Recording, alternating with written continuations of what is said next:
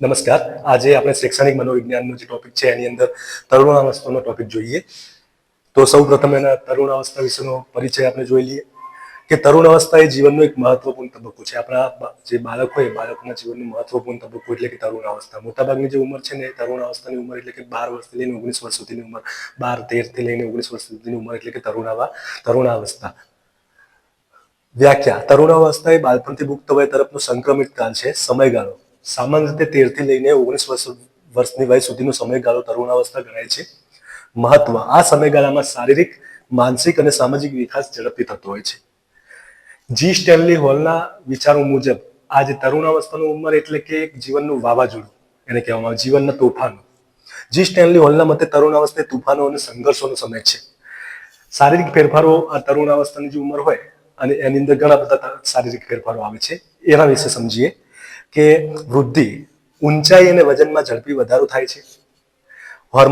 હોર્મોન્સના સ્તરમાં બદલાવ આવે છે જે શારીરિક અને માનસિક વિકાસને અસર કરે છે.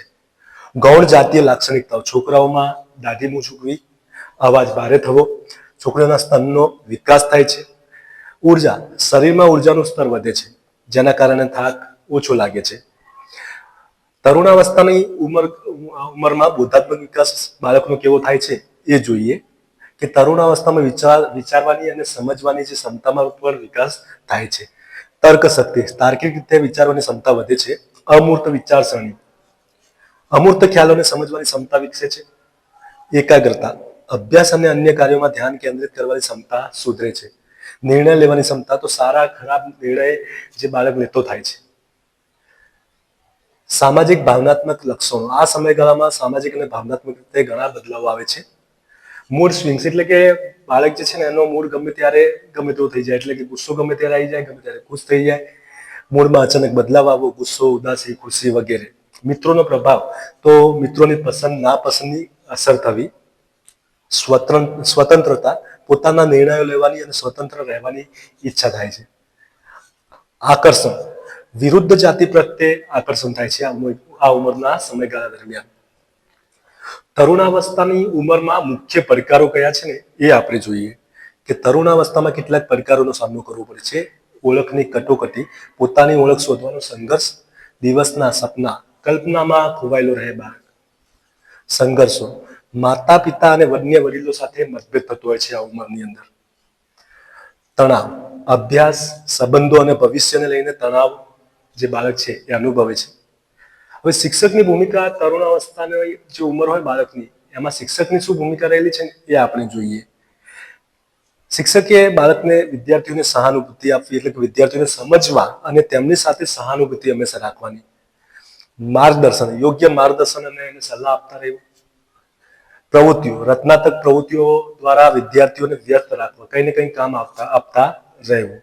જો એ ઉંમરની અંદર બાળક કંઈક એવી અન્ય પ્રવૃત્તિઓ કરે બરાબર તો એને રોકટોક કરવી નહીં, બરાબર, એને સમજવું, એની અંદર કઈ કાર્ય કુશળતા છે એ સમજીને એને કાર્ય કરાવવું. જાતીય નૈતિક શિક્ષણ: જાતીય અને નૈતિક શિક્ષણ પણ આપવું. તો તરુણાવસ્થા એ જીવનનો મહત્વપૂર્ણ તબક્કો છે. યોગ્ય માર્ગદર્શન અને સમજણથી તરુણો સફળ અને ખુશ જીવન જીવી શકે છે. તો આપણે હવે પછીનો એક બીજો ટોપિક છે શૈક્ષણિક અભ્યાસ પદ્ધતિઓ. મનોવિજ્ઞાનની અંદર શૈક્ષણિક મનોવિજ્ઞાનની અંદર અભ્યાસ પદ્ધતિઓ છે એ ટોપિક ભણીને પછી આપણે તરુણાવસ્થાના પ્રશ્નો અને અભ્યાસ પદ્ધતિઓના પ્રશ્નો પણ આપણે સાથે જોઈશું. તો હવે આપણે નેક્સ્ટ જે અભ્યાસ પદ્ધતિઓ છે શૈક્ષણિક મનોવિજ્ઞાનની એના વિશે આપણે સમજૂતી લઈએ.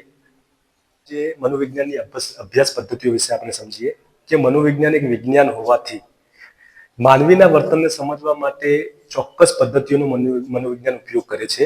એ પદ્ધતિઓ આપણે એમાંથી અગત્યની જે પદ્ધતિઓ છે નિરીક્ષણ પદ્ધતિ, આંતરનિરીક્ષણ પદ્ધતિ, એના સિવાય પ્રશ્નાવલી પદ્ધતિ, વ્યક્તિ ઇતિહાસ પદ્ધતિ, એ બધી પદ્ધતિઓ જે ઇમ્પોર્ટન્ટ છે એના વિશે આજે માહિતી લઈએ. તો પહેલા નિરીક્ષણ પદ્ધતિ કે કુદરતી ઘટનાઓના કાર્યકરણના સંદર્ભમાં અભ્યાસ નિરીક્ષણ પદ્ધતિ કહેવાય છે. આ પદ્ધતિમાં મનોવૈજ્ઞાનિકો કુદરતી રીતે બનતી ઘટનાઓનું અવલોકન કરે છે અને તેમના કારણો અને પરિણામોને સમજવાનો પ્રયાસ કરે છે. એને કહેવામાં આવે છે નિરીક્ષણ પદ્ધતિ. એના પ્રકારો છે. એક છે આંતરનિરીક્ષણ. વ્યક્તિ પોતાની અંદર થતા અનુભવોનું વર્ણન કરે છે. આંતરનિરીક્ષણ. કુદરતી નિરીક્ષણ: કોઈ પણ પ્રકારના હસ્તક્ષેપ વગર કુદરતી રીતે ઘટનાઓનો અભ્યાસ એને કહેવામાં આવે છે કુદરતી નિરીક્ષણ. સહભાગી નિરીક્ષણ: કે અભ્યાસમાં વ્યક્તિ જૂથનો ભાગ બનીને માહિતી એકત્રિત કરે છે. અતિ મહત્વપૂર્ણ પદ્ધતિ છે પ્રયોગ પદ્ધતિ. પ્રયોગ પદ્ધતિ એક નિયંત્રિત પરિસ્થિતિમાં કરવામાં આવતું નિરીક્ષણ છે. આ પદ્ધતિમાં મનોવૈજ્ઞાનિકો એક અથવા વધુ પરિબળોને નિયંત્રિત કરે છે અને પછી અન્ય પરિબળ પર તેની અસરનું નિરીક્ષણ કરે છે. પરિવર્ત્યો એના છે પ્રયોગ પદ્ધતિના: સ્વતંત્ર પરિવર્ત્ય, પ્રયોગકર્તા દ્વારા બદલવામાં આવતું પરિબળ; આધારિત પરિવર્ત્ય, સ્વતંત્ર પરિવર્ત્યની અસર જેના પર જોવા મળે છે તે પરિબળ; નિયંત્રિત પરિવર્ત્ય, પ્રયોગ દરમિયાન સ્થિર રાખવામાં આવતા પરિબળો. હવે પછીની જે પદ્ધતિ છે અભ્યાસ પદ્ધતિ, એની અંદર પ્રશ્નાવલી પદ્ધતિ જોઈએ. કે પ્રશ્નાવલી પદ્ધતિ, આપણે આ જે પદ્ધતિનું નામ વાંચીએ ત્યારે જ આપણને ખબર પડી જાય કે મોટાભાગે પ્રશ્નો પૂછવા, બરાબર, પ્રશ્નો પૂછીને કરવામાં આવતી જે પદ્ધતિ એટલે કે પ્રશ્નાવલી પદ્ધતિ. પ્રશ્નાવલી પદ્ધતિ એક ચોક્કસ સમસ્યા અંગેના પ્રશ્નોની યાદી છે. આ પદ્ધતિમાં વ્યક્તિઓને પ્રશ્નો પૂછવામાં આવે છે અને તેના જવાબો એકત્રિત કરવામાં આવતા હોય છે. એના પ્રકારો છે: બંધ પ્રશ્નાવલી. એમાં બંધ પ્રશ્નાવલીની અંદર ચોક્કસ પ્રશ્નો હોય છે કે જેમાં ઉત્તરદાતાને મર્યાદિત વિકલ્પો આપવામાં આવે છે. મુક્ત પ્રશ્નાવલી, જેમાં ઉત્તરદાતાને પોતાના વિચારો વ્યક્ત કરવાની તક પણ મળતી હોય છે. મુલાકાત પદ્ધતિ જોઈએ. મુલાકાત પદ્ધતિ નિરીક્ષક અને ઉત્તરદાતા વચ્ચેની મોઢામોઢ વચ્ચેની વાતચીત છે. આ પદ્ધતિમાં નિરીક્ષક ઉત્તરદાતાને પ્રશ્નો પૂછે છે અને તેમના જવાબો રેકોર્ડ કરે છે. આ પદ્ધતિ ગુણાત્મક માહિતી એકત્રિત કરવા માટે ઉપયોગી છે. વ્યક્તિ ઇતિહાસ પદ્ધતિ. વ્યક્તિ ઇતિહાસ એ વ્યક્તિના ભૂતકાળ અને સામાજિક પૃષ્ઠભૂમિનો ઊંડો અભ્યાસ છે. એના ભૂતકાળમાં શું ઘટનાઓ ઘટી, શું થયું, એ બધું જોઈને પછી એને પ્રશ્નોત્તરી કરવામાં આવતી હોય છે. આ પદ્ધતિમાં વ્યક્તિના જીવનની મહત્વપૂર્ણ ઘટનાઓ અને અનુભવોનું વિશ્લેષણ પણ કરવામાં આવતું હોય છે. વ્યક્તિ ઇતિહાસ. મનોવૈજ્ઞાનિક કસોટીઓ.